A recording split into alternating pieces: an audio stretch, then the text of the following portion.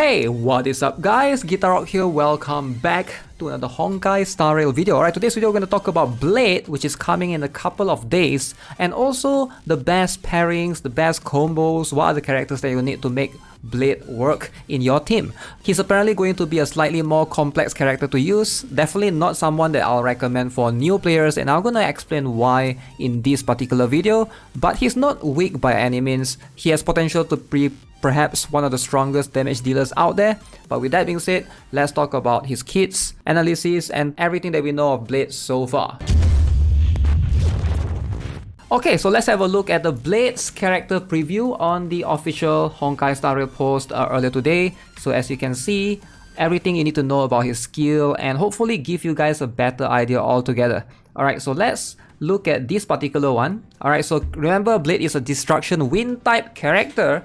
If you lack a wind type character, definitely Blade is going to be very helpful in your team. But if you already have a stack Danheng, probably pulling for Blade is not going to do much, right? I know they are a little bit different playstyle, but ideally for damage dealers, you just want to have preferably one of each type for the time being. Unless you have spare resources, then you should go for multiple types. But for now, Danheng is someone that everyone has access to. So in that case, if you already have like a E6 Danheng, very strong gears, very strong relics, you're probably not going to need Blade as much unless you like his playstyle. Now Blade's skill is all about consuming HP. Alright, he's all about consuming HP. His ultimate literally will always decrease his HP to 50%. Alright, so that's something to keep in mind, which is something that might not suit certain people's playstyle.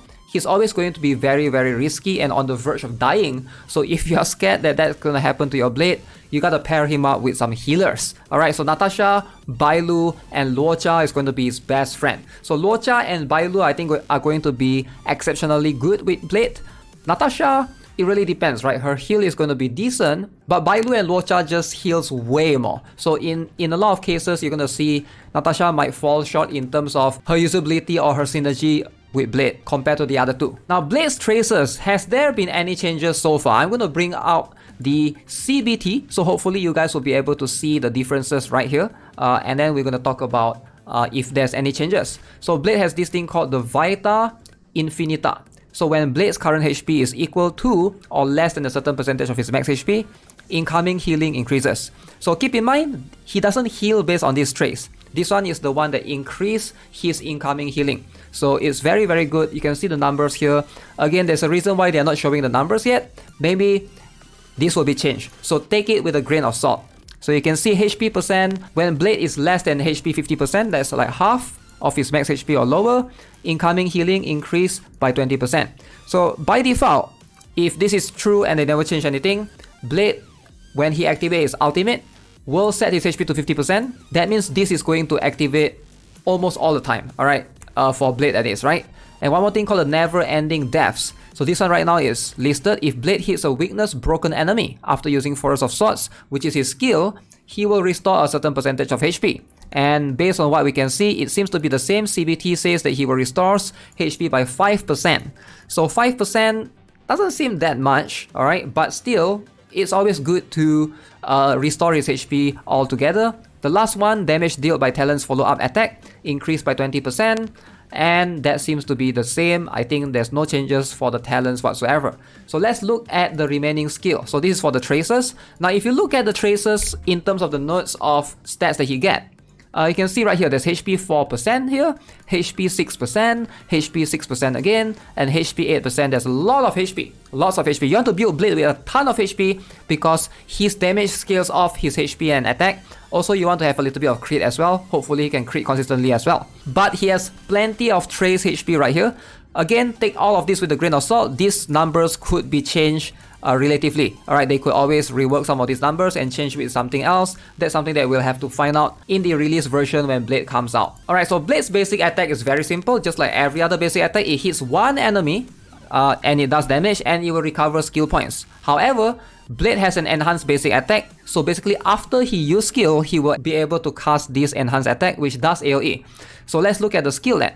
So his skill basically consumes his HP to enter this state called the Hellscape, right? When you enter Hellscape, you cannot use the skill again, obviously, you can only use it once. So when you enter this particular Hellscape, the damage dealt will be increased and the basic attack, and his basic attack will be an enhanced version called the Forest of Swords. If Blade's current HP is not enough to take the HP percent, he will be reduced to 1. Once he enters this particular skill, it does not regenerate energy. So once he uses his skill, he will be able to cast this one. This thing consumes Blade's HP, dealing wind damage to a single enemy and also adjacent targets based on the attack and max HP. And this particular enhanced attack does not regenerate skill points. So let's have a look at the skill based upon the CBT. So the numbers could be changed accordingly. You can see consumes HP equal to 30% of Blade's max HP. 12% is at level 1, mind you. So let's say about level 10, you will get about 33% damage increase. So yeah, that's not bad. So if you look at the normal attack, which is this particular one, so this is where it gets really risky for Blade altogether. So notice when he uses his enhanced attack right here, he consumes a lot of his HP, right? Go up to level 10, this consumes 42% of Blade's max HP, alright, and deals wind damage equal to the sum of 52% of his attack and 65% of his max HP. Again, a lot of damage for sure. I'm sure he will get some insane numbers going into that, right, if you build full HP. In addition, he can also deal wind damage equal to the sum of 26% of his attack and 65% of his max HP to adjacent targets. Now the issue here is going to be consuming HP equal to Blade's max HP. I feel like if this is current HP, it will be like way safer. Again, Blade's ultimate is going to always make his HP at 50%. If you guys are not aware, which we're going to cover shortly. So after he used this, 42% of his max HP is gone. So he's going to be left with like what, 8% of his max HP. So depending on how much HP you have, 8% is not exactly high. So you gotta like heal him up ASAP. It seems super risky. He's going to get one-shotted if you're not careful. Depending on how you build your team, you ideally want to synergize accordingly. Make sure that your healers are moving right after him as well. There's something to keep in mind. And you also want to always have spare skill points for your healers to use as well. Luocha probably is going to be very good. Now let's talk about Blade's talent a little bit. I think this one can be a little bit confusing for some people. Some people have been saying different things, but let's have a read right here. When Blade sustains damage or consumes his HP, he gains 1 stack of charge, lasting a certain number of turns. Now, Blade needs to take damage. You can see sustains damage. So that means if Blade has a shield, Blade will not be able to get 1 stack of charge. Which is why you don't want to pair Blade with any shield character. Japan is not going to be the best friend with Blade, so does March 7th. You ideally want Blade to receive the damage directly from the enemies so that he gets 1 stack of charge altogether. So there's one more term here that says a max of 1 charge stack can be gained every time he is attacked. Now this wording can be a little bit confusing. I don't know why they changed it this way, but the old wording was slightly better. You can see maximum stack he gains each time he receives an attack is 1. So this is the old wording that they use in CBT. I think this is like way better. So what this is trying to explain is some enemies can do multi-hit attack, alright? So some enemies can do 3 hit, like if you fight the guard, the Imperial Guard or something that is always alongside with Japrat, that enemy can hit you like 3 or 4 times. And if you get hit 3 or 4 times in an attack, you don't get 3 or 4 stacks immediately. It still counts as 1 stack, alright? So which is 1 attack. So every attack that an enemy do, for example, Cocolia has something similar as well. Her eyes hits you multiple times, 3 or 4 times, but it still counts as 1 stack. So I believe that's what it's trying to explain, that a max of 1 stack can be gained for every attack an enemy do. So you still cannot use him with shield altogether. You still want him to receive damage and he needs to take damage to basically gain the charge altogether, right? And if the charge ever reaches maximum, he will launch a follow-up attack and does wind damage based on his attack and max HP again, and also recovers his HP a little bit during that particular period. You can see based on CBT, it does stack up to 5 times, so he needs to get hit at least 5 times, 5 attacks. However, he only restores 25% of his max HP. Now the ultimate of Blade is what throws me off, I think. He will always set his current HP to 50%. Now, it doesn't matter if he's full HP, he's 70% HP, it will always go down to 50% of his max HP. And it will deal insane damage to a single and adjacent targets, right? Based on attack, max HP and total HP loss in the current battle. So if your HP is less than 50%, let's say your HP is 20%, you're going to get back to 50%, that's good. But if your HP is high, then you get lower, that's a little bit weird, right? But still, that's how ideally Blade works. If you guys have tried playing Simulated Universe using destruction buffs before, destruction buffs has literally something similar where your HP is going to drop to 50%. However, that particular buff does give you some sort of shield in return. But Blade has no shield. So that's one thing that I think is going to be very, very risky. The idea here, the concept here is simple. You want to build Blade with a lot of HP. So if Blade has a lot of HP, that means even 50% of his HP is going to be equal to someone's full HP. If you look at my Scylla right here, my Scylla has about 2.9k HP. So you ideally want Blade to have about maybe 6k HP, so that when Blade is half HP, Blade will also have equal to how much my Scylla actually has. So the idea here is to stack as much as you can, make sure that way he doesn't just die from random attacks altogether.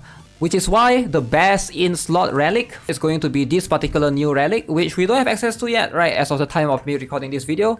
This is from the Path of Elixir Seekers. Alright, this 2-piece is going to increase max HP, and the 4-piece, when the wearer is hit or their HP is consumed by an ally, including by themselves, their crit rate increase for a certain number of turns, and the effect is stackable. So you don't really need to build Blade with a lot of crit rate in this sense. Alright, so if you have this particular set all together, I think this is going to make him do a lot of damage. So let's talk about Blade's light cone. I think this is a pretty decent light cone altogether. So what this does is increase the wearer's crit rate and max HP by 18%. So definitely Blade can benefit from these two stats altogether. After the wearer is attacked and consumes their own HP, increases the damage by 24%. Alright, the effect is dispelled after the user uses an attack. So this is a very good light cone altogether, but I don't think it's a very flexible light cone because I don't think you can use this on any other destruction characters as of the time right now. Maybe Clara, you can use it on her as well if you want to, but I feel like Clara's light cone is still going to be already a good fit for her. I would say this is a very solid one if you are pulling for Blade altogether. And alongside with this light cone, we're also going to have the Sushang's light cone right here. The sword play is right here as well. I do like this light cone. This is a very good 4-star light cone. Definitely highly recommend you guys to pick this one up or build this if you have this. And then we have the Arlen's light cone, the Secret Vow. Now, I do think this is going to be a decent option for free-to-play Blade if you just want to pull for Blade, but you don't have, the resources to pull for the light cone. Just go for this one. This is going to be a very good one. Blade's damage increased by 20%. And if the enemy's HP is equal to or higher than the wearer, so Blade will deal an extra 20%, and Blade is always at that bare minimum low HP less than 50%, so I think this is going to fit Blade pretty well. 40% damage boost in a lot of condition, very solid light cone. And then we have the shared feeling alongside with that. Now, am I pulling for Blade personally? After looking at both banners, I feel like Kafka and Luca is definitely going to fit my playstyle more. I am a big fan of DOT. Now, if you are a big fan of DOT, definitely that's going to matter to you. I have Japat, but I do not have Bailu and I don't have Luocha. So I don't think Blade is going to fit my team. There's not going to be much synergy going on. So if you are thinking of getting Blade for yourself, right now, Luocha's banner is still going on. We still have a couple of days. Definitely get Luocha so that you have a very, very good synergy alongside with Blade. Or if you have Bailu, that's going to be a very, very awesome combo alongside as well. Now, a gentle reminder that we're going to have Linux that's coming in patch 1.3 later on. She's a 4-star abundance character, a healer apparently that's a quantum type. Alongside with that, we will also have Fu Xuan, which is a 5-star preservation quantum type, and also Imbibitor Lunae, which is a destruction imaginary type. So I think Imbibitor Lunae, which is the 5-star variant of Danheng, might be a better pick for most players. I think Blade is going to be pretty solid character overall, but I'm not sure if he's someone that I would recommend for new players altogether, right? Now, just because most of us already have access to a very, very strong win character, which is Danheng. Now again, if you don't have Danheng build, sure, you can go for Blade, but just keep in mind that you have access to this particular win character. It's better for your Pyroxenes to basically pull for an imaginary damage dealer. If you don't have Welt, the 5-star Danheng is going to make more sense for your account overall. That's just my opinion personally. take it with a grain of salt. But hey, let me know what you guys think. As always, subscribe if you guys haven't already, give this video a like, and I'll see you guys in the next one. Have a nice day. Goodbye.